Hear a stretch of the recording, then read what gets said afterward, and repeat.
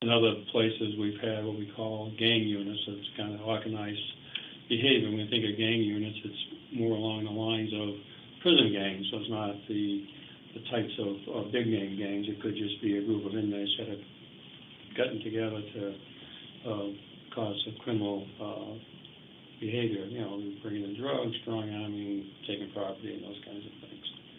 So there's a number of things that we put in place here to limit those activities.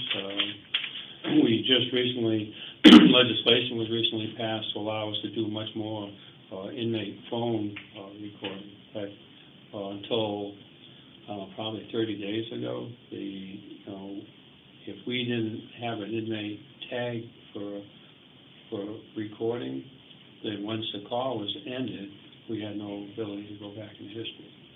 Now we have the ability for the last probably 30 days to look at historically all the calls. So once the call is made, we have the record and we can go back, and so we may learn something. Say somebody comes in and they're caught with drugs. We can go back and see if the visitor was involved in that. We may look for other people on the outside and the inside that may have been part of, that scheme. A lot of times there's multi-levels to these things. So it's the inmate here, there's somebody on the outside, there's somebody delivering money, somebody that delivers the drugs. So all those pieces have to be coordinated somehow, and so you need that communication. So the phone system is usually, a key piece of investigative information. We've really increased the amount of narcotics, urine screenings, drug screens.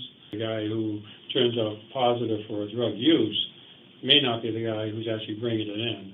He may not be the supplier. So again, we look at money, so look at inmate accounts and how the money's coming on the account.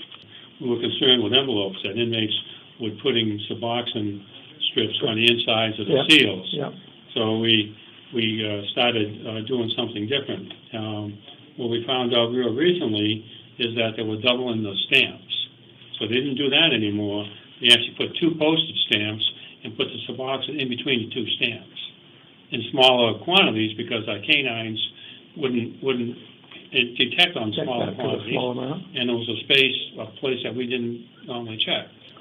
We're also purchasing equipment, as you see in the front door set up here with the metal detector. There's no package screening system as you go through an airport. So what you'll see here, hopefully in the next few months, is a similar screening process that you would go through to get on an airplane. Would be the same process you would go through to enter a secure facility. We have a team now dedicated full-time to managing security inside the facility, not only just watching out for criminal activities, but one of the things they also do is test the systems. So the systems that we have in place to detect contraband or prevent behaviors, they actually test those systems to see do they work.